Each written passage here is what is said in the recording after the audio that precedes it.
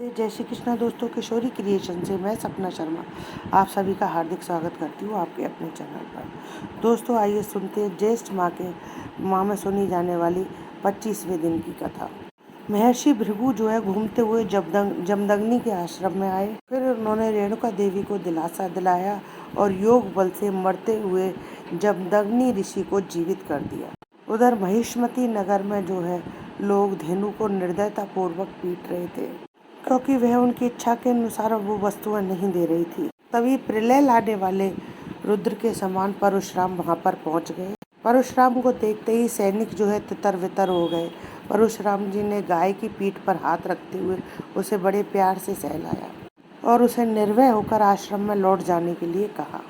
अब गाय जो है आश्रम की ओर भागने लगी, तब परशुराम जो है राजा के महल के बाहर खड़े होकर के उनको ललकारने लगे।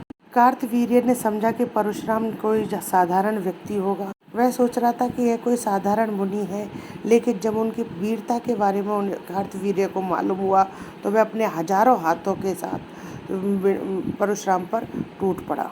परशुराम ने कार्तवीर्य अर्जुन के सारे अस्त्र शस्त्र जो है खंडित कर दिए। उसके 1000 हाथों को जो है शाखाओं की तरह काट डाला। कार्तवीर्य जो है बेजान धड़ के समान पृथ्वी पर गिर पड़ा।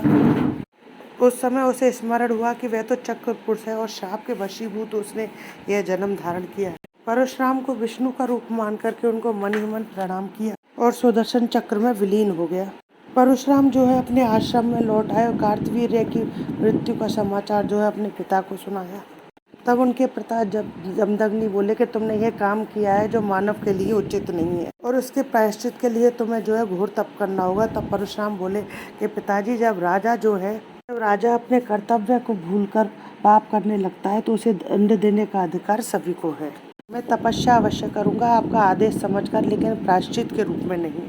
यह कहकर परशुराम जो है तपस्या करने के लिए चले गए। इधर कार्तवीर्य का पुत्र 1000 पुत्रों को संगठित करके जमदग्नि ऋषि के आश्रम पर टूट पड़े। उस समय जमदग्नि ऋषि जो है तपस्या में लीन थे। सैनिकों ने उनका सिर काट करके धड़ से अलग दूर फेंक दिया। रेणुका देवी ने जो है परशुराम को 21 बार पुकारा, फिर छाती पीटती हुई अपने पति के धड़ के पास सिर पटक पटक कर बिलक बिलक कर रोने लगे। जमदग्नि का सिर जो है कुछ दूर लुढ़कते हुए 2 शिलाओं के बीच में जाकर रुक गया। क्षत्रियों ने ऋषियों के आश्रम में आग लगा दी। आग की इन लपटों के साथ में रेणुका देवी अपने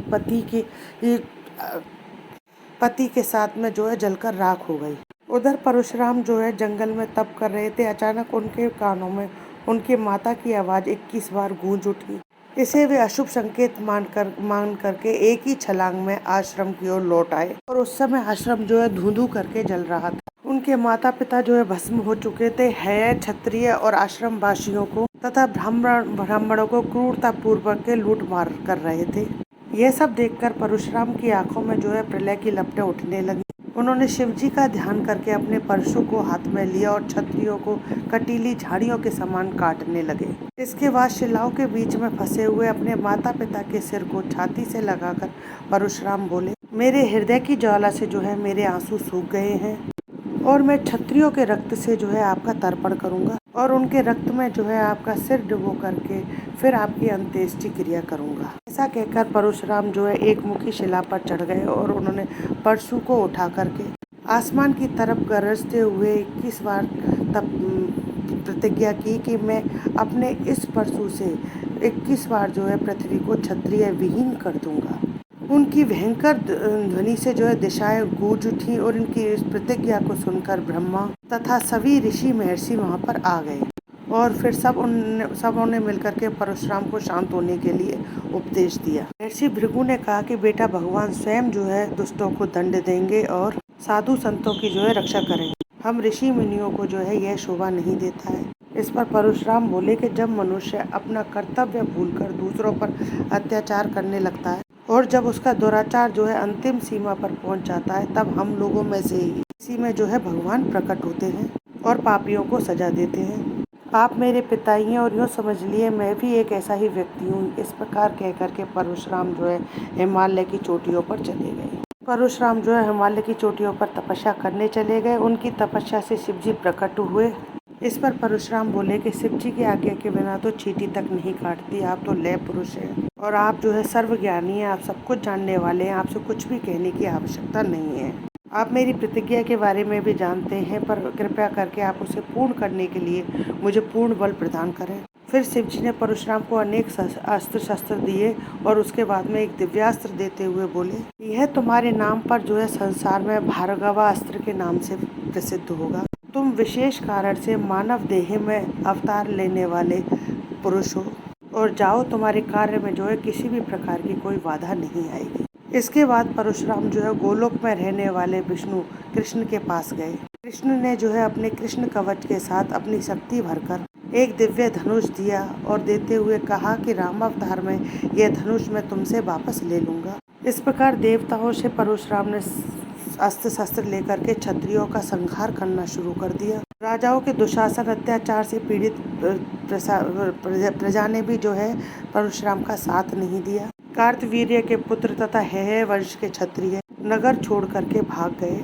परशुराम ने जो है आग्नेय शास्त्र से महिष्मती नगर को जला दिया और 21 दिनों तक जो है वहां से आग की लपटें उठती रहीं। है राजाओं की राजधानी जल करके राख हो गई। कार्तवीर्य के हजारों बेटों ने तथा अन्य क्षत्रियों ने एवं है क्षत्रियों ने तथा देश के सभी राजाओं ने इकट्ठित होकर के देश के सभी राजाओं का संगठन कर परशुराम का सामना किया। लेकिन परशुराम ने जो है बलि के बकरों के समान सबके शीश जो है धड़ से अलग कर दिए। फिर उनके रक्त से 5 कुंडों को भरकर उनमें अपने पिता जमदग्नि के सिर को नहलाया। इस प्रकार परशुराम ने पिता का अग्नि संस्कार पूरा करके तर्पण किया। इति श्री ज्येष्ठ मास महात्म में 25वां अध्याय समाप्तम। दोस्तों, यदि आपको मेरा ये वीडियो पसंद आए तो प्लीज़ मेरे वीडियो को ज़्यादा से ज़्यादा लाइक और शेयर करें। यदि आप मेरे चैनल पर नए हैं तो चैनल को सब्सक्राइब करना ना भूलें, पास ही में बेल आइकन को दबाएं जिससे मेरे आने वाले हर नए वीडियो को नोटिफिकेशन आपको मिल जाए। जय श्री कृष्ण दोस्तों।